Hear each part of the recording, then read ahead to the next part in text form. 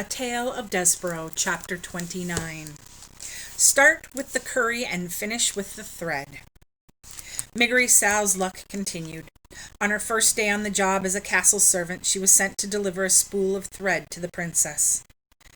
"Mind," said the head of the serving staff, a dour woman named Louise. "She is royalty, so you must make sure you curtsy." "How's that?" shouted Meg. "You must curtsy," shouted Louise. "Cor," said Meg. "Yes'm." She took the spool of thread from Louise and made her way up the golden stairs to the princess's room, talking to herself as she went. "Here I am, off to see the princess. Me, Miggery Sow, seeing the princess up close and personal like. And first off, I must curtsy because she's the royalty." At the door to the princess's room, Meg had a sudden crisis of confidence.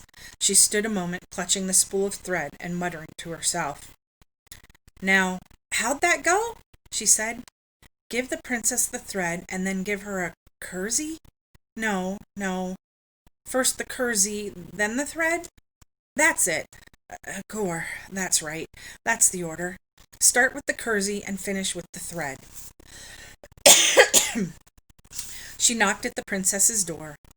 "Enter," said the pea. Meg, hearing nothing, knocked again. "Enter," said the pea. And Meg, still hearing nothing, knocked yet again. "Maybe," she said to herself, "the princess ain't to home." But then the door was flung wide, and there was the princess herself, staring right at Miggery Sow. "Gor," said Meg, her mouth hanging open. "Hello," said the pea. "Are you the new serving maid? Have you brought me the thread?" "Curtsy I must," shouted Meg.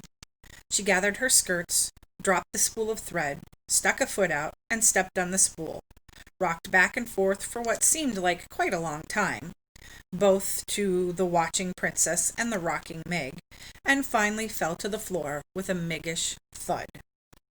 "Whoopsie," said Miggery Sow. The pea could not help it. She laughed. "That's all right," she said to Meg, shaking her head. "It's the spirit of the thing that counts." "How's that?" shouted Meg. It's the spirit of the thing that counts," shouted Pea. "Thank you, miss," said Meg. She got slowly to her feet. She looked at the princess. She looked down at the floor. "First the curtsy, then the thread," Meg muttered. "Pardon?" said Pea. "Cor," said Meg. "The thread!" She dropped to her hands and knees to locate the spool of thread.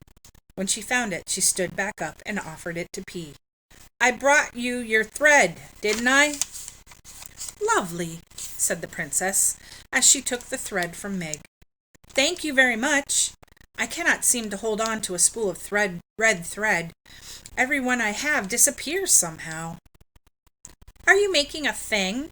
asked Meg, squinting at the cloth in the pea's hand. "I'm making a history of the world, my world," said the pea, "in tapestry. See? Here's my father the king, and he's playing the guitar because that's something he loves to do, and does it quite well. And here's my mother, the queen, and she is eating soup because she loved soup." "Soup? Gor, that's against the law." "Yes," said the princess. "My father outlawed it because my mother died while she was eating it." "Your ma's dead?" "Yes," said the pea. "She died just last month." She bit her bottom lip to stop from trembling. "Ain't that the thing?" said Meg. "My ma's dead too. How old were you when she died?" "Bold was I," said Meg, taking a step back, away from the princess. "I'm sorry, then." No. How old were you?" shouted the pea. "Not but 6, said Meg.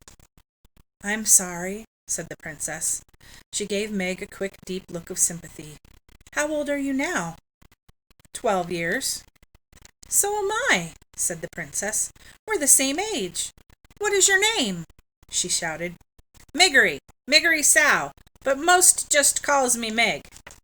And I saw you once before, Princess. You passed me by a little while on a little white horse. On my birthday it was, and I was in the field with Uncle Sheep, and it was sunset time." "Did I wave to you?"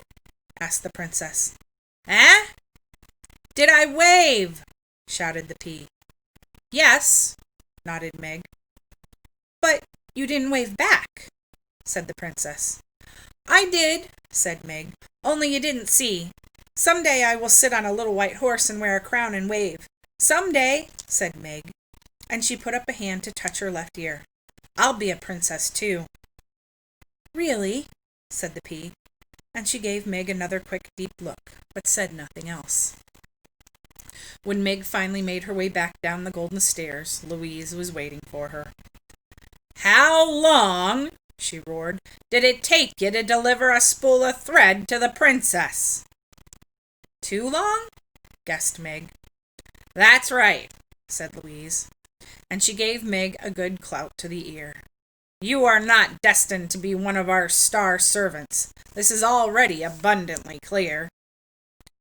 "No, ma'am," said Meg. "That's all right, though, because I am to be a princess." "You? A princess? Don't make me laugh." This, reader, was a little joke on Louise's part, as she was not a person who laughed, ever. Not even at a notion as ridiculous as Meggery Sow becoming a princess.